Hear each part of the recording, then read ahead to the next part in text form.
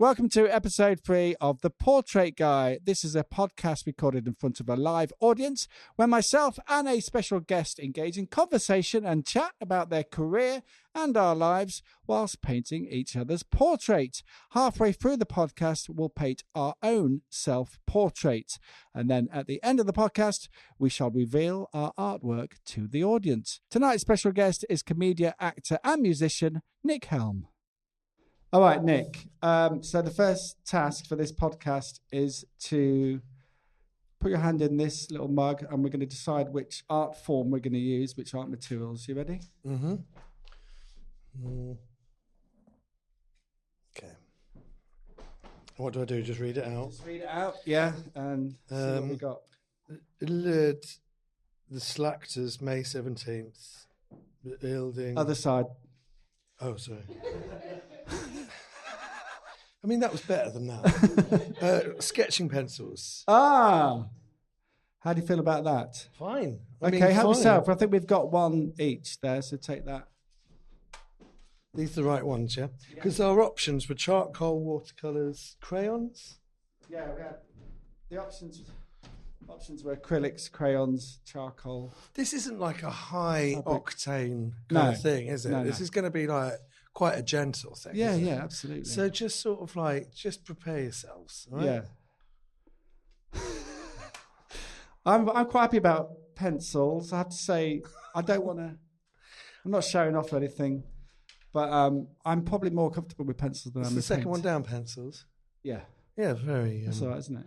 I got an A-level art. Is that Orbital? Yeah, that's Paul Hartnoff from Orbital. Yeah, I got an A-level art in a time that it was really difficult getting A-levels in 1988. How are you at art, Nick? Yeah, I'm good. I know I am good. I reckon you're pretty good. Yeah.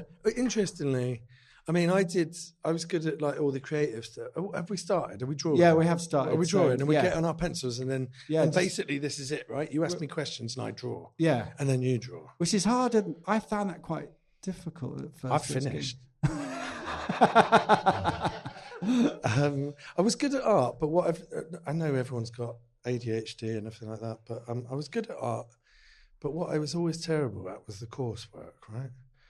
And as in at school? Yeah, at school. So like what I was really good at was I was good at kind of like getting like a, the way it worked was that you do all the coursework. And I used to do, the coursework we did, we had two things. We had, that I remember. And we had graphic design and I did a comic book. And then we did a self-portrait project. Okay. And that was always easy because you could kind of just look at yourself in the back of a CD. And then I did, or a mirror, or a DVD, but we didn't have DVDs back then. So we did a self-portrait. I did a pop art course as well. Really loved pop art. Really used to love pop art. And I was just, I lived in a comic book. I lived in a video shop or a comic book shop for like, the 90s. Okay. And so I used to really love it. But I was just shit at coursework, and so my final exams for my art, my final getting lost in the drawing. I'm lost in your eyes. My final exam for the thing was like that. I always used to smash it out of the park because you'd be in a room for like I can't remember how many days you're in a room, but you'd be in a room for like maybe 2 days. And you weren't allowed to talk to each other. You weren't allowed to look at each other, and you'd break, because it was an exam, but it was an art exam, so it took all day. And so I'd always do like a really good job of the actual thing, the actual work. But then when I handed it in my coursework, I did the sort of stuff that people would kind of like. People would do like paintings, or they'd do sort of like a traditional self-portrait. And what I would do is I'd get big bits of wood. I did one self-portrait that was like, it was like a canvas, but it was a piece of wood and it had all of my childhood toys and I smashed them all up. Oh, wow. And I glued them onto this canvas. And then I painted a two-dimensional picture on these three-dimensional stuff. So when you looked at it from the front, it was like a portrait. But then as soon as you moved to the sides, you realised it was all that stuff. I did another one with my brain exploding, which was kind of the same thing, where it was just like the split in my head. So quite a detailed portrait of my eyes. I was kind of like at the corner of the paper, so it was just my head down here, and then my head was exploding, and everything coming out of my head like it was the main picture, and that's just sort of lots of pictures and photos I took for it, and then I painted over everything. So I did the sort of stuff that was like, you know, eye, whatever you call it, eye catching, yeah. So people would, you know, when you did the end of year stuff, there'd be people with their paintings. Mine wasn't necessarily technically better, but it was like, fucking hell, look at that, you know. And so that was the thing. But for my coursework, I just never did it. So what I've learned is that I'm really good in the moment when I'm under pressure. So with an exam, I can do an exam. You know, I can sit and do. When I did A levels, I wrote an exam. I did. We had to write about a filmmaker that we were writing about Indian cinema, or maybe it was South African theatre or something. Anyway, during the exam, I wrote about Spike Lee. I've never seen a Spike Lee film in my life, you know, and I did well. And it was just sort of like, so I'm good in the moment, but in terms of kind of like preparing for stuff, I'm terrible. Okay. So I was good, but I got I think I got a C. But the stuff was great, you know. Yeah. It's just there was no coursework. We had to do a food course, and the coursework was like literally you'd go through my course book, and I would stick in like wine labels, and so you'd go like and it was like I think I had one wine label, and it had like a kind of like a vista on it, and I was just like something like this, right? It's food and drink, and it's like, but it was literally a wine label, and then there would maybe be kind of like the container for like a micro meal. And do you know what I mean? There was like no effort that had been put into it. Oh look, there's the Radio Times. There's a picture of a bowl of fruit. Cut that out, stick that in. And then while you're actually doing the exam, you're in the corner of the room hammering away, like drilling stuff together, and everyone's like going, "What are you doing?" And then when you finish it, it's like, "I'm doing this." And do you still do any kind of art, or what do you do in your downtime? You're a very creative person. You've got a lot going on with your comedy, music, and acting. But outside of that, I guess you're doing the things you're loving already. But what do you do to relax and in your downtime? Are you like a reader? I don't really have any downtime. You don't? You're just always creating? Or I'm either thinking about it or I'm doing it. And and a lot of the time I'm thinking about it, to be fair. You know. What's that like? Is that fun or exhausting? Well, thinking about it, it's exhausting. I mean, you know, this is a mental health chat now. But, you know, I got diagnosed with bipolar at the beginning of last year. Yeah. And then at the end of the year, I got diagnosed with ADHD. And what I noticed was there was a point where, I would sit on the sofa for maybe 7 hours and I wouldn't move at all. I always thought that if I had a CCTV camera in my house, you know, there'd be like moments where I wouldn't move for hours and hours and hours, you know.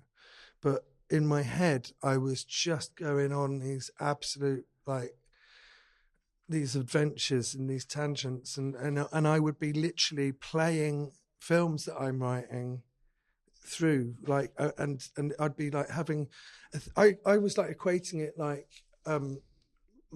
the way my brain works, and I guess this is a lot. I haven't done loads of ADHD research because I found people that had ADHD annoying. So I was just like, what?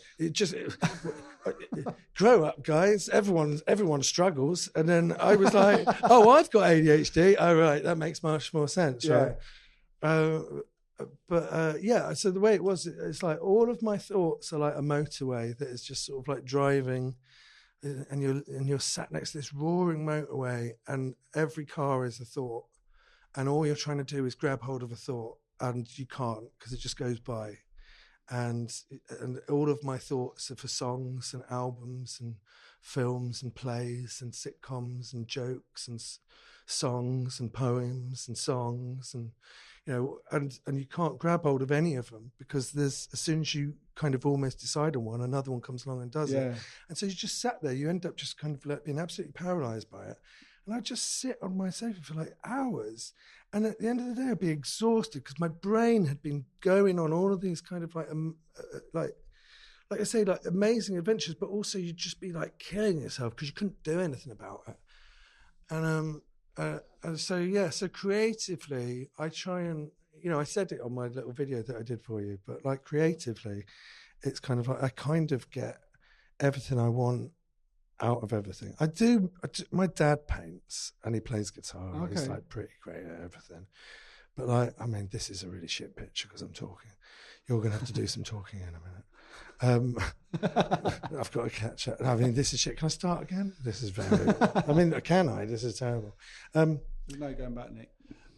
Once you've started. But my kind of way of I used to draw a lot and I used to paint a lot, and I've always felt really guilty because I think if you've got a thing, then it's your kind of responsibility to do something with it. So with the because we're having a chat. I've sort of let it go about the art thing. You know? Yeah. I used to be good at school, really loved it, and every time there's a new tour or a new poster, I'll sort of like sketch out the thing and I say like this, I'd like it like this. Okay. But I'm more, in terms of that sort of stuff, I'm more collaborative. But I use all of that stuff all the time. I use my degree. We used to go into prisons and you know, we'd go into schools with naughty kids and stuff like that. Okay. And we'd teach them, you know, workshops and all of that has come in really handy with stand-up. And also, you know, when I lived in Brighton, I used to do theatre and education and take that around schools. Okay. And they hated me. They absolutely hated me. Going to schools and you'd tell like 1,000 17-year-old boys that they shouldn't be driving their car fast. And they'd fucking hate you, you know? They'd be like, is this your actual job? And you'd be like, yes, it is. And when I stopped doing that, I was just like, stand-up comedy. I can die on my ass in front of 30 people in a room above a pub. Back then it was 30. And because it's good training. Yeah, it's just sort of like, if you can do something that you absolutely hate, then you can try something that you love, right? Yeah. Or that you might love. But the moment I did my first gig, I was just like, that was the missing piece in my life that sort of brought it all together. When was that? Can you remember your first gig? Yeah, September 2006. Okay. At the downstairs at the King's Head, I did a one-day comedy course, and at the end of it, they said, "Here's the number for downstairs at the King's Head. Your face is not long enough in this picture." I've kind of made a real fucking mess of this. You've got quite a chin. Yeah, I'm doing yours at the moment. But so was it a case of this is what I want to do as soon as you did your first gig? I mean, how long did you do in your first gig? And 7 minutes. 7 minutes. So you'd obviously written something that you were quite happy with? A little bit, but like the night before I did the gig, me and my best friend from school. Are you going to do that all the way through? Me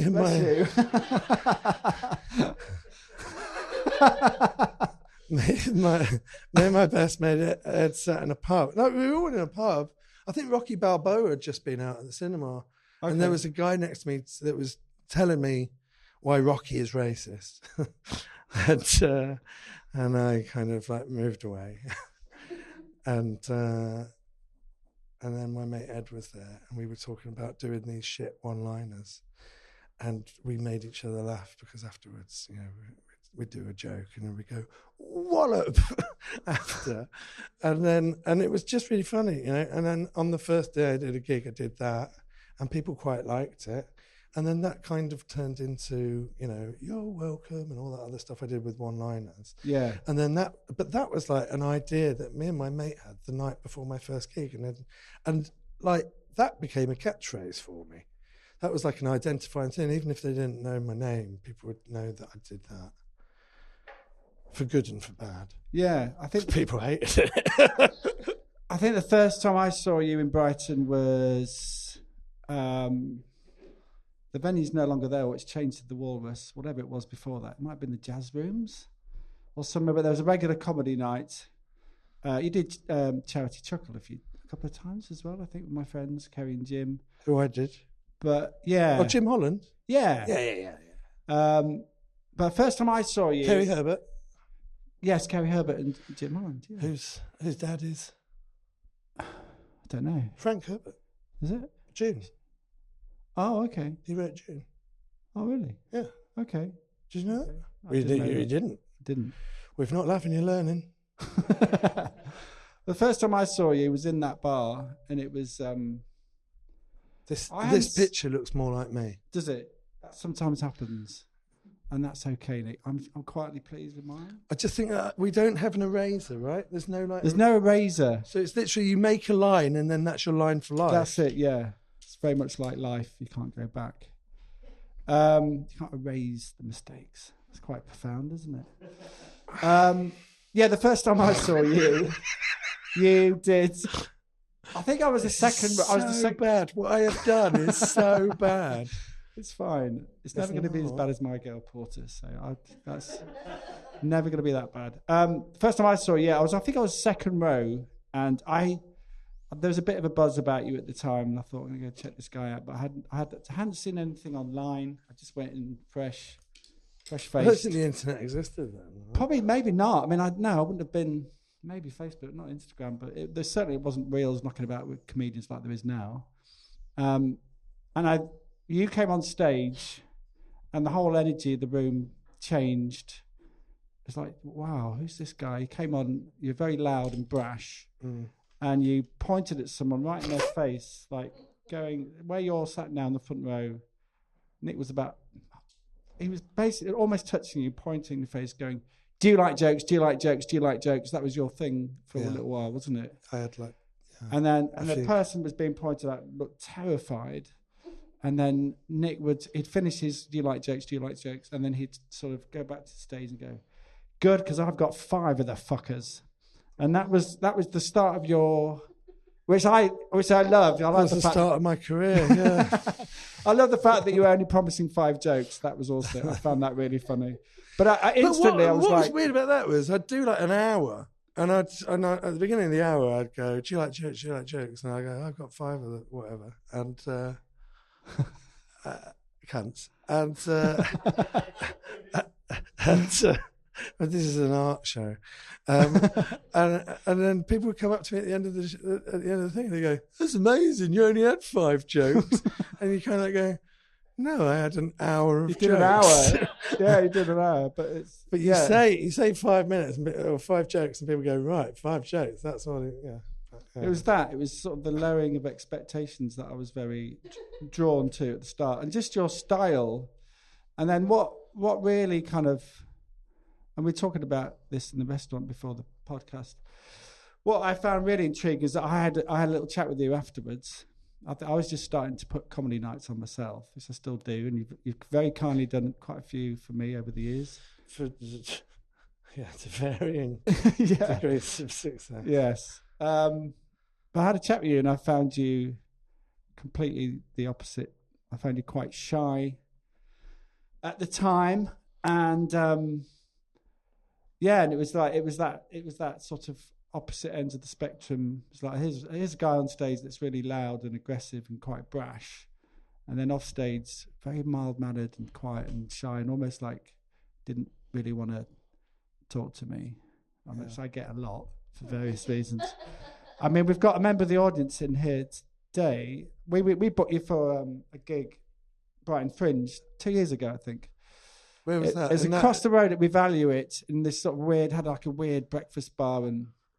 But anyway, you were there, and you did the whole. And my friend Eliza, who's Eliza, my friend Eliza, who's on the front row, was like, who is this guy? And you were swearing, and you were like pointing. Was that in the one that had like long tables? Yes. Yeah. Right. I was in a dark place back then.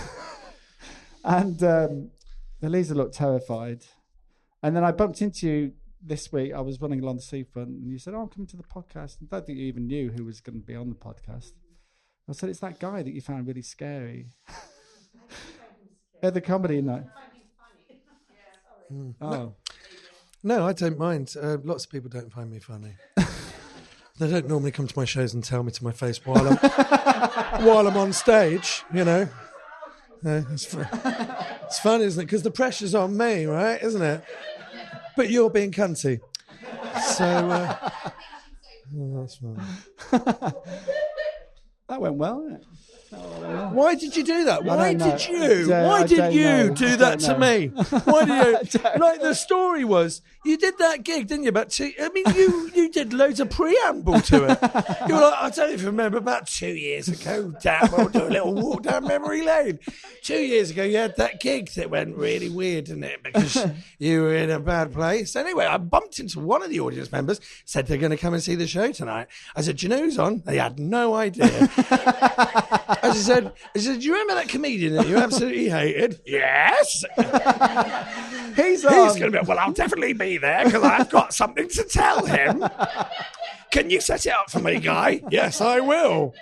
You know, we executed it perfectly, didn't there we? was a woman there that found you so terrifying, but there was something magnetic about you, and now she's a fan.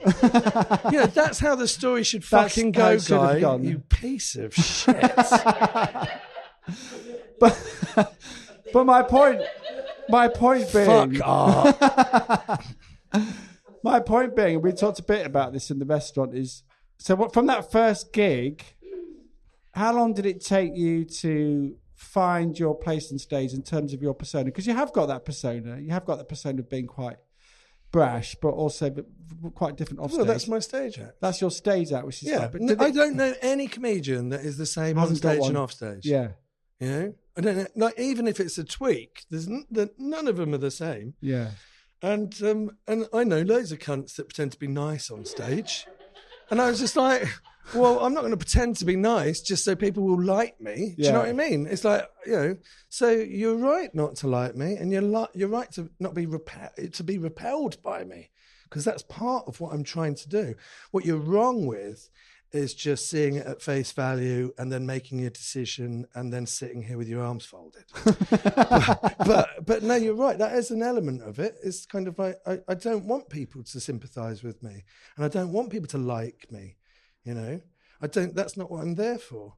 I'm trying to do something different, and it works sometimes and it doesn't work sometimes, you know, and it's trial and error. But it's not really. It's got more consistent over the time. I'd say when I first started, 1 in 10 gigs were good. But I wasn't like that. When I first started, I wanted everyone to love me. So I'd come out and be like, hello, everybody, how are you? Yeah. But I lived with people from Plymouth, and so I had a West Country accent, and everyone thought I was like Justin Lee Collins because I had long hair and a beard. And I was like, well, I don't want that. Yeah. So I checked. And then one day we had a gig on a rainy day and all the audience were there. And we all died on our ass. And then eventually it was Angelos Epithemiou. And he went on, he was wearing this cat suit and he did this dance and to absolute silence. And we'd all, one by one, we all went up and we died on our ass. And so I just went out and I said, why are you here? What do you want? If you weren't here, you're not enjoying it. And if you weren't here, this wouldn't be happening. So if you all got up and left, this would be over. But you're staying here, so we have to do this. And you hate it, and we hate it. You know, but I did it at like the top volume, right? And then when I came off, all the acts like it. But that's how it happened, was because I tried, you know, it's trial and error. You don't suddenly wake up one day and think, I'm going to try and make a living by calling all the audience cunts. And so, you know, you get there through trial and error. You get there through trying everything else. But it's interesting that I really like that, because I think most performers, that mindset, because I think most performers want to be liked, they're validated in some way. I mean, you want a gig to go well. But I also I think that's what I loved about the first time I saw you. I thought, this is a guy that's doing exactly what he wants to do, and it just stood out as being quite different at the time. Well, yeah, but it's also sort of like, it's not exactly what I want to do. Do you know what I mean? It's not. I'm not saying I don't want to do stand-up. I mean, with stand-up, it's kind of, it wasn't exactly. But I mean, when we started, you know, you'd have to. There's so many gigs in London now. right? And there's so many gigs everywhere because everyone realised in the early 2010s that you could actually be a millionaire if you did comedy. Whereas when I started, that was not a thing. I did comedy because I wanted to get out of the house and meet people and not be so lonely. And that worked, you know. And then I got a career out of it. But I'd given up on my dreams by the time I started comedy because I'd been doing Edinburgh for 10 years and no one came to see any of my shows. So I just did it because I love it. I still do it because I love it, you know, because if I didn't love it, if I was just trying to get financial rewards and, you know, get famous out of it, then I'd have given up by now. So I love it. I love it for the sake of doing it. I'm writing an album at the moment. I'm finishing my third album. It's taken me 10 years. I started it in 2000 my last album came out in 2016, but I think I was probably already started writing it by that point. And then all the songs were really depressing because I'd sort of like was in a bad place when I was writing a lot of it.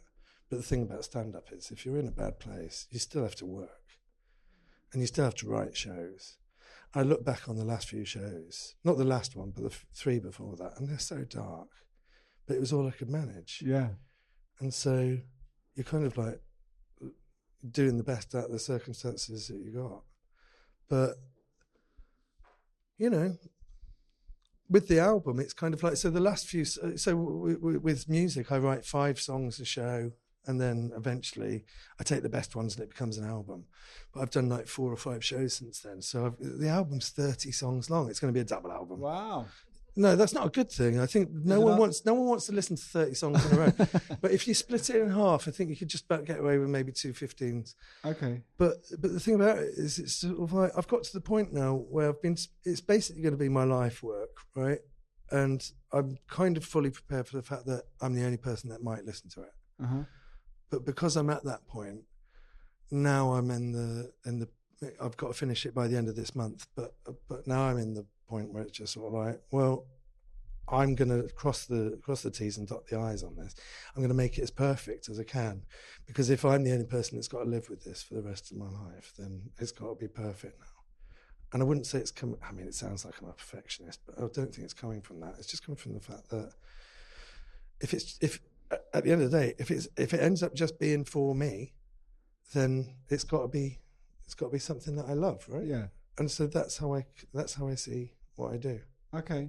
Does it tick different boxes, your music, compared to comedy? Do you find but it all does. Yeah. Poems are the hardest thing to write, so I've done a lot less of that. I mean, I used to do a lot of that when I was in my early 20s, because I was, you know, I thought I was going to be a theatre guy, and I thought I was going to write plays and write poetry and be like that, and then I didn't. And the poems were always really difficult. But like, what I love about it is that, you know, I wanted to direct and I wanted to act, but I was terrible at auditions and I struggled learning lines. And so I wrote so that I could perform it myself. And then because of that, I directed.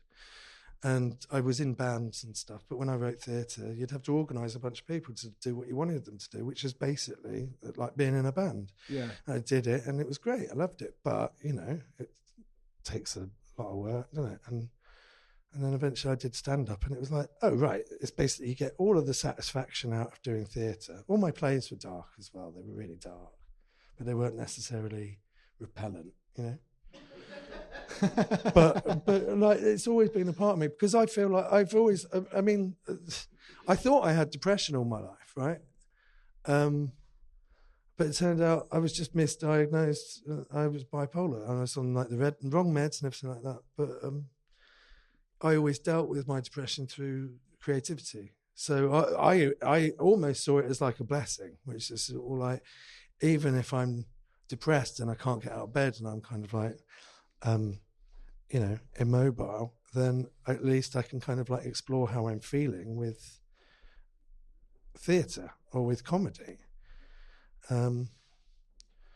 That's quite impressive. You can keep it going. Because I know when I've been depressed, I find it very difficult to create. David Lynch, now he's dead, all of his quotes have come out, but David Lynch said, you know, people say, you know, creativity, and, you know, if you're depressed with it, then it's kind of good for you because it means that you can write. And David Lynch said, no, that's bullshit.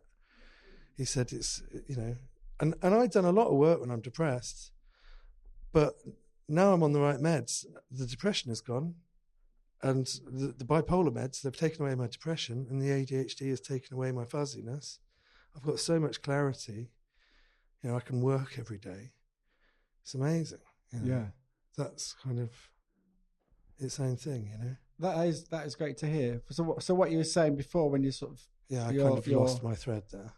You're sat sort of on the sofa, not doing much, but having lots of ideas. You're now finding that you're channeling, and those ideas are manifesting. Well, luckily, every time, because you know, you sit down and it's just like, well, how do you write? Well, I'm going to sit down at a blank page, and on my laptop, and I'm going to write a Word file, and that's going to be my stand-up. That's not, you know, I'll have an idea, and so you try and grab the idea, so you just write it quickly in your phone.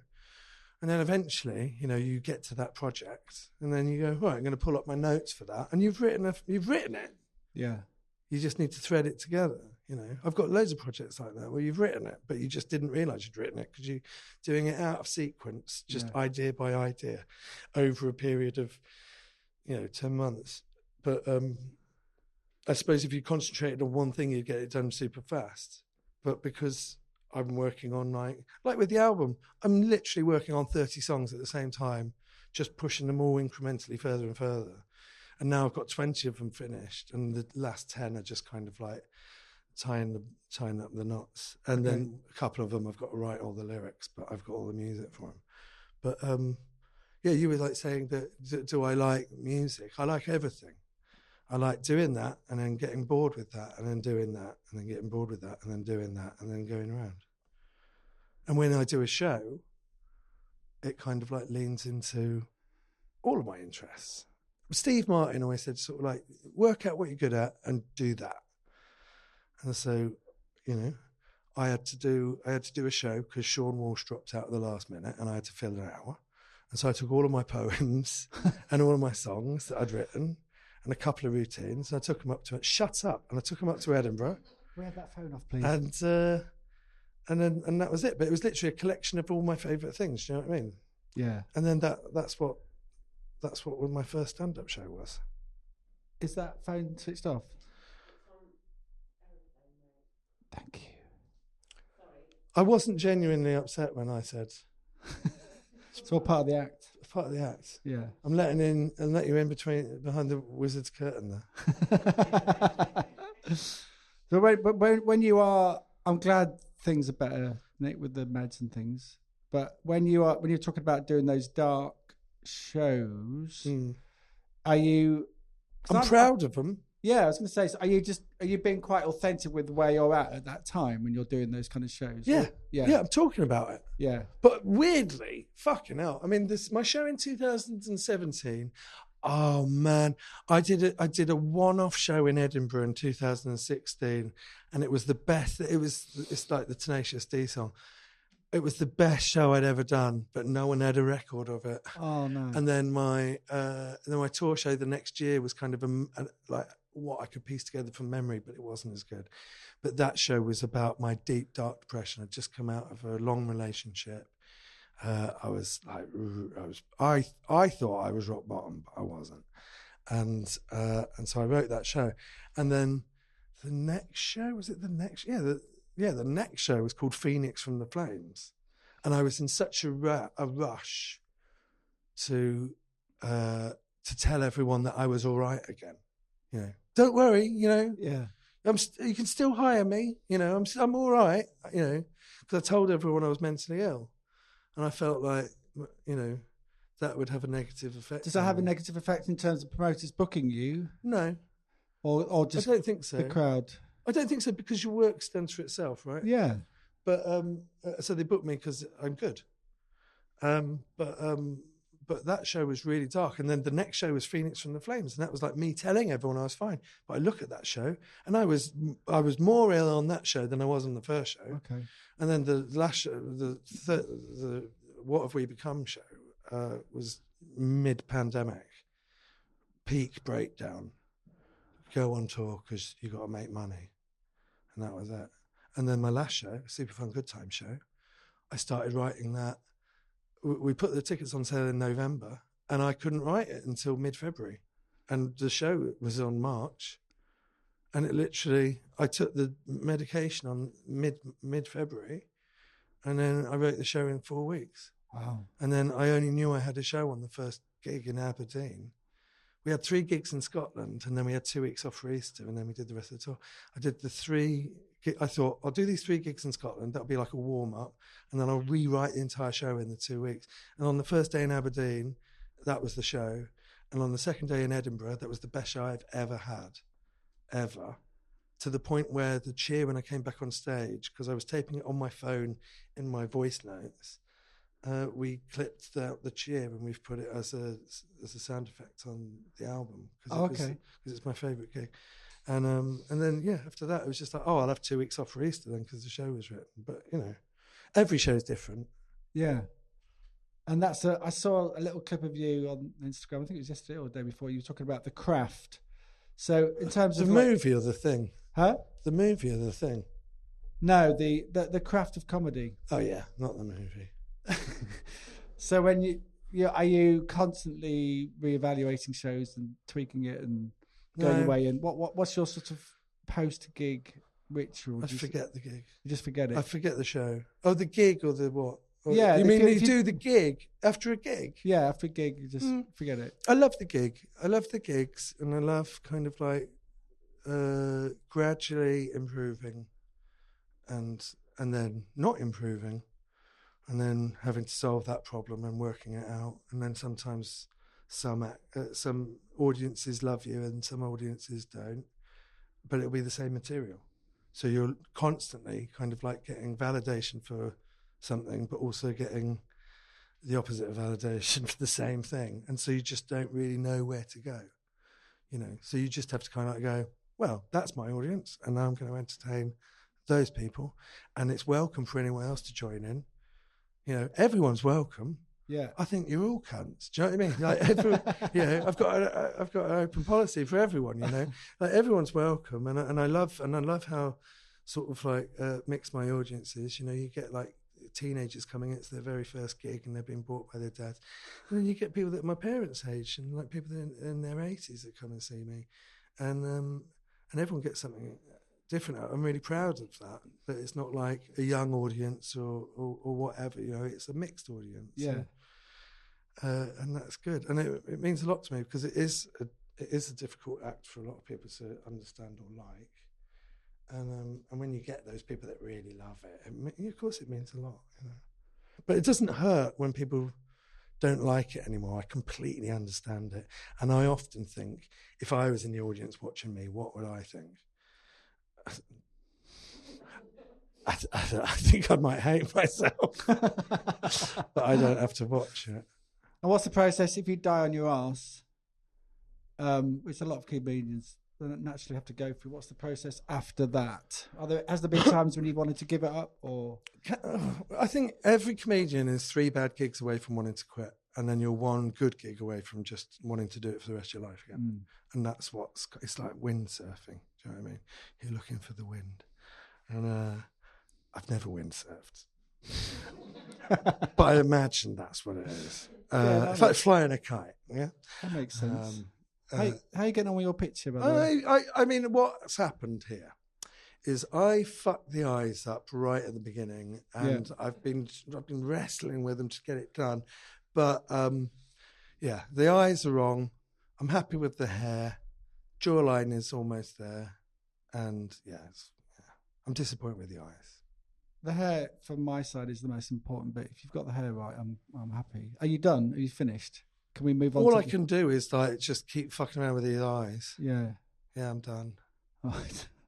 If you could take it off, and then without the audience seeing it, I've just seen it. Best you can. We'll put it over there, and then we're going to move on to the second half, where we're going to do a self-portrait. Okay. So this will be a different. Do we get a camera? Do we get a mirror? Do we get a camera? Do we get a mirror? Fucking hell! What is it? Oh right, we get to change acrylic pens. Acrylic pens, okay. Acrylic pens. Whoever is in charge of sharpening these pencils, a lot of my nibs were broken, so someone needs to pull in an all-nighter for that. share these. Do we have we're sharing them? Yeah. Yeah. I've never used. I mean, this is like a brand new pack. I've never used these. I'm guessing they're like. I don't know. They're like top tips. Yeah. Yeah. So, They're colour pens, right? yeah. Set myself. Self-portraits, yeah. Self-portrait. And what are we doing this off memory? Like, I think I know what I look like. I could give you my picture to help, but that would. Has anyone ever heard the song "That Don't Impress Me Much"? Yeah. You know the bit where she goes, "So you're Brad Pitt? That don't impress me." Yeah. Have you ever listened to the whole song? At the end, she starts laying into Elvis. That's what she's like. You're not Elvis. Anyway, I heard that for the first time today, and I was like, "Wow!" She keeps going. It's not all going to be gold, guys, but you all acted like that was worse than him opening a packet of pens. All right, so self-portrait. So you mentioned Edinburgh. I mean, we're doing this from memory, right? Yeah. Yeah, right, okay. So no mirror, just from the last time you saw your beautiful face. You mentioned Edinburgh. Would you say how's that sort of informed and your comedy, just doing a lot of shows in an intense period of time, but also there are pivotal moments for you in Edinburgh, weren't there? You won the best joke. 2011. Yeah. Do you want to hear it? Have you heard? Do you want to go on? Do you want to do it, Nick? I needed a password 8 characters. I needed a password 8 characters long, so I picked Snow White and the Seven Dwarfs. It was something like that, right? Yeah. But does stuff like that put you on the comedy map? Is it like you come away thinking that joke just, if you win the comedy, the joke, that follows you around for your life. Every time they write an article, it gets brought up and they drag it around and. And that's a great thing. It's really good. Me and my dad wrote that joke. My dad wrote me a really lengthy email that basically contained the essence of that joke. Okay. And then I edited it and sent it back. And I said, that's how you do it. And then he was like, great. And then I had every time I did a show, I'd start off with 60 one-liners. And then I'd whittle it down to 5. And what an idiot. And that was one of the jokes. Every time I did it, I'd whittle it down, and that was one of the jokes that always made it right through to the end. Even though I was just like, yeah, sure, but it's not my favourite. And I did it, and then it won the thing, and then as soon as something good happens to you, the internet wants to tell you how you're a piece of shit.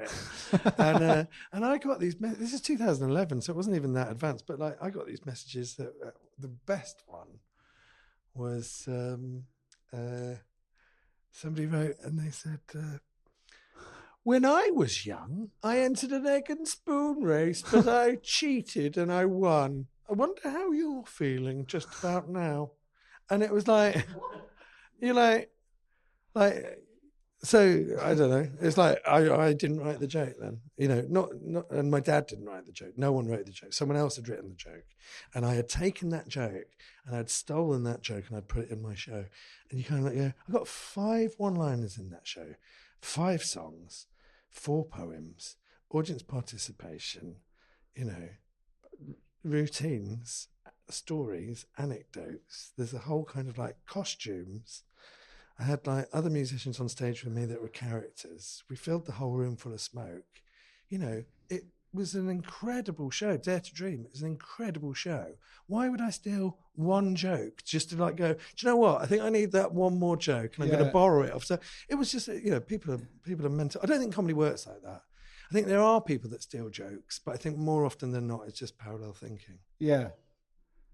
But that, I guess, was that the price of having a high profile, more hate on the internet, or did you find I wasn't that high profiled in 2011. I just sort of, not like 2025.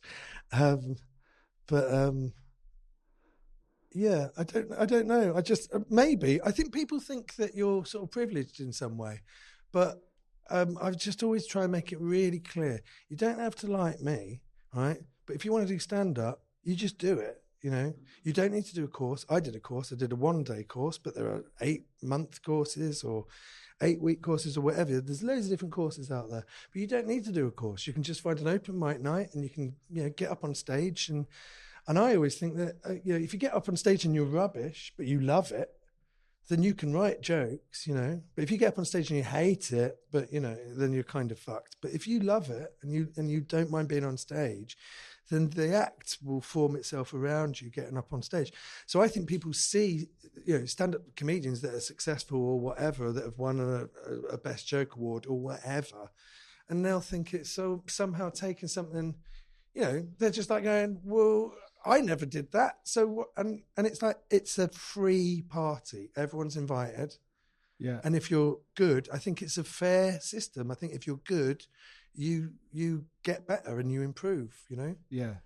And I think I think stand-up's brilliant like that, and anyone can do it. Not only posh people can do the Edinburgh Festival now, but like anyone can do comedy.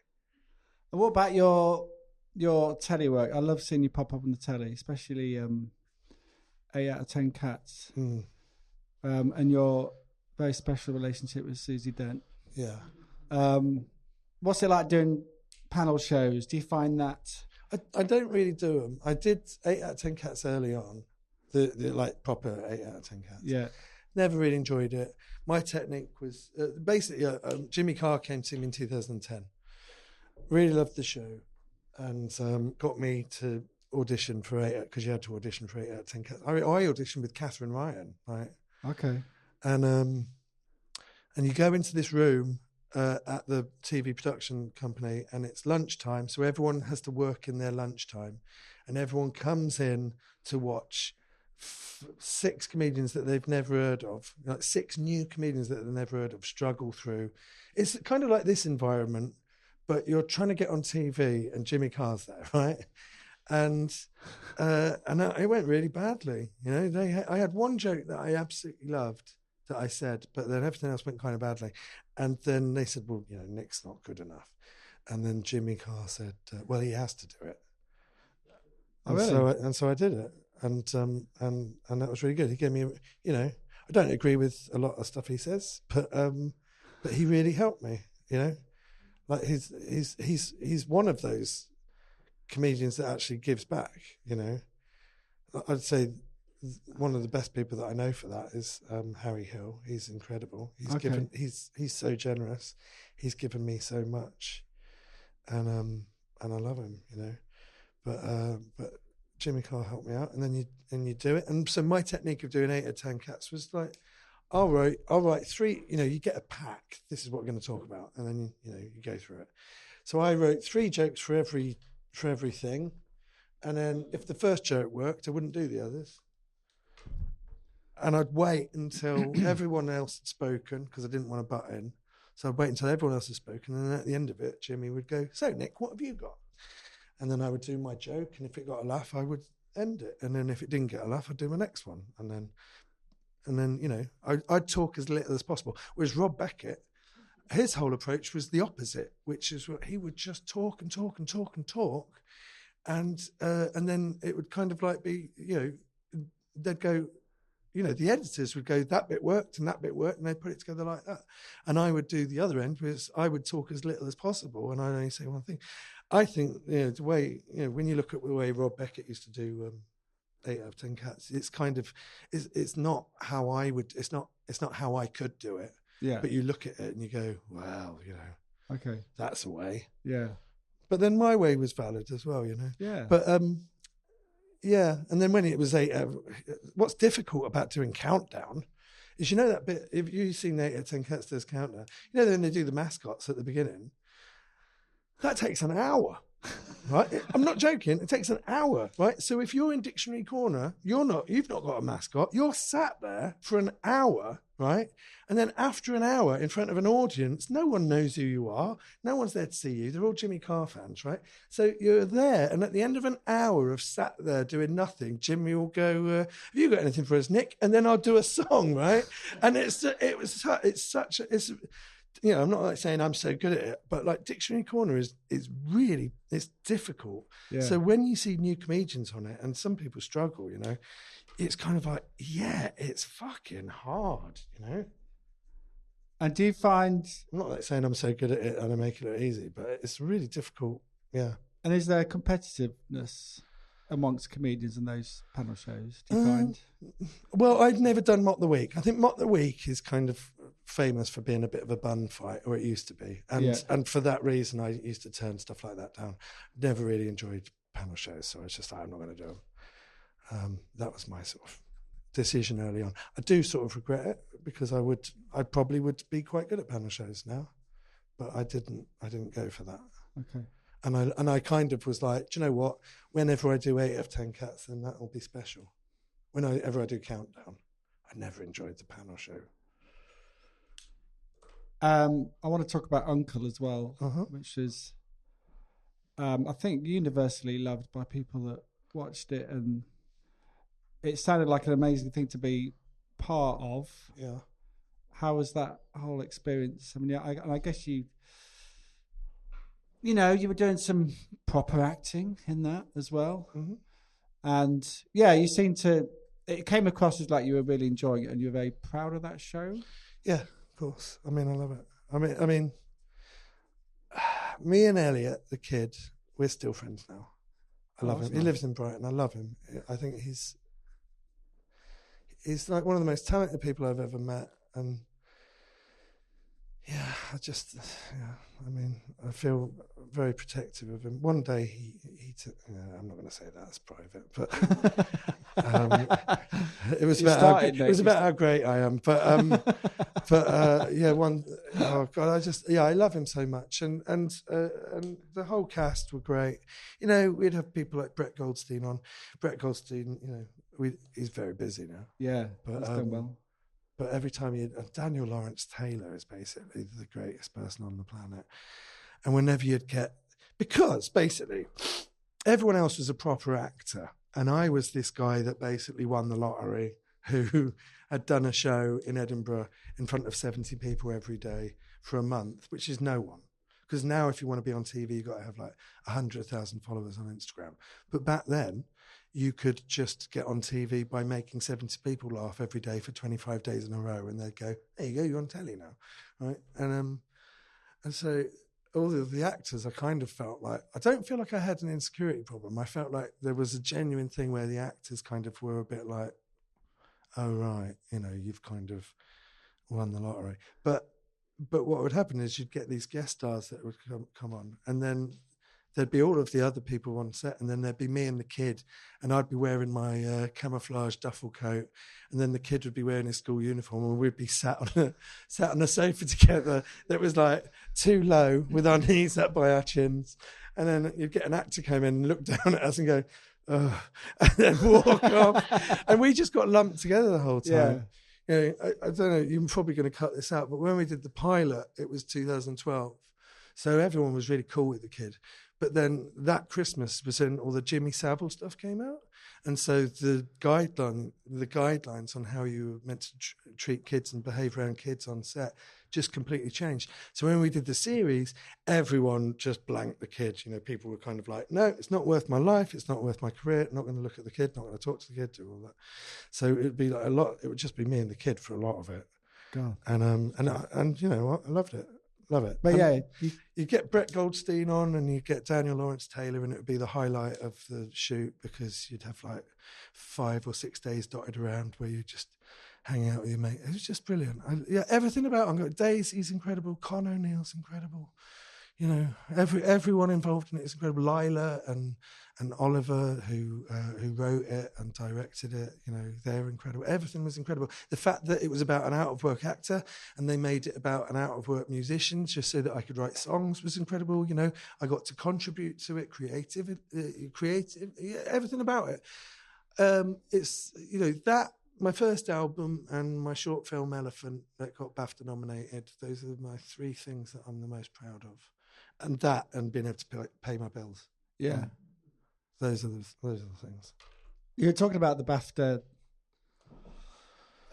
short film, which was based on your life in Brighton, was it not? Yeah. which was pretty interesting on the way. I lived in Brighton for. I don't know what my hair is doing these days. You'll see very shortly on my very accurate portrait. Yeah, I lived in Brighton for 11 months, and it was a terrible time. And I was best friends with a girl, and then nothing happened. And I was going to write a play about it. It was called Art Crawl, and it was about the fact that we didn't have any money, because we didn't have any money. Like we even used to make, butt rollies. Do you know what that is? You go through an ashtray, you get all the half-smoked cigarettes, and you put it in a Rizzler, and that's what we used to smoke. And we had no money, so we'd go to like art exhibitions and drink all the free wine. And so the play was going to be called Art Crawl. It'd be two people having these conversations, and then the artwork would change behind, and they'd get more and more drunk and argue. But then that ended up evolving into my short film Elephant that I wrote with Esther Smith. And I directed it. Didn't have, that's one of those things, you take a chance, I knew Shane Allen was the head of BBC. He was a big fan of Uncle. He was at Channel 4. Channel 4 didn't want it. He brought it over from Channel 4 over to the BBC. And I said, I've got this idea for a TV show. It's about these two people that hang out in Brighton. And he said, we haven't got any room for a TV show. You can't have a TV show. He said, but we got these Valentine's Day shorts that we're doing at the moment, and if you want to do one of them, you can. And I said, because it was online. He said, it's online only. And because it was the early days, I said, if it's only online, no one's going to watch it because nobody watches the internet. And I was just like, if it's only online, can I direct it? And he said, do you think you can? And I said, yeah, I think I can. And then I did it. But a lot of everything that's good that's happened in my life has been because I've taken an opportunity and a chance. It's like I got Heavy Entertainment because they offered me a Christmas radio show, which I did, and then they offered me a pilot, which I didn't want to do, but I did it because they said, you got 4 weeks because it's the end of the tax year. Have you got an idea for a TV show? So I did the pilot. I hated the pilot. But then they gave me a TV series miraculously. And I said, I don't want to do a TV series because I thought another TV series, I'll do another TV series later on down the road, not knowing that was my big opportunity. And then I did it, and it's like everything. It's like doing Edinburgh or going to do stand-up for the first time when you're all on your own and you're scared and you've got to go into London with a A to Z with a highlighter pen with where you got to go, But yeah, it's amazing. It's still doing good stead. We're coming towards the end of the podcast, but I just wanted to sort of finally ask you. I know you're working on the third album. You've got a stand-up tour towards the end of the year to come. What remaining? Are you an ambitious person? Have you got like things that you really want to do in the future? Have you got like a? Yeah. I mean, yeah. What does it look like? What's on? I'm finishing this film script, which I love. I think it's really good. Finishing this album, and then I'm basically starting work on the new tour because I'm going to tour at the end of the year. So that's the immediate future. The tour is great. Stand up is brilliant. It's my income, and it's how I pay my bills, and I love it. But I'm really trying to get this film done. Can you say anything about the film? I'm sort of right. Well, the thing I'm going to say about this film is that I'm going to write this film, and as soon as I write this film, I'm going to write the next film, and that's what I'm going to do from now on. I'm just going to write and then do stand-up to support my writing. Okay. Stand-up supports my music. Stand-up supports my writing, and I love stand-up. It's the best day job, and that's what I do, and it's great. And you travel, you meet people, get paid, make people laugh. You talk about mental health, and people find it useful and it helps them, and what's not to like. Yeah. But yeah, my I'm not going to tell you about the film, but my big thing is that I'm not like saying like this album, no one else might listen to it. It might just be me, but I find that creatively and emotionally and spiritually fulfilling. So that's what I want to do. Good. Are you ready for a reveal? Yeah. How are you getting on? Are you finished, Nick? Finishing touches? Yeah, right. Yeah? I don't know what my hair looks like, but this is... Should we do... let's do our portraits first. Okay. Ready? On the count of 3. Yeah. Turn towards the audience. 1, 2, 3. I fucked the eyes up. Yours got a wow. Let's have a look. Oh, that's good. Is it? Yeah. Is it? That does look like me. Yeah, I did fuck the eyes up though, right? That's you. Up yours, mate. No, that's beautiful. You've made me look like a Greek god. I think you do look quite Greek goddy. Yeah. You could chisel that out of marble. Yeah. Definitely. Yeah. So we and the self-portrait? Self-portrait.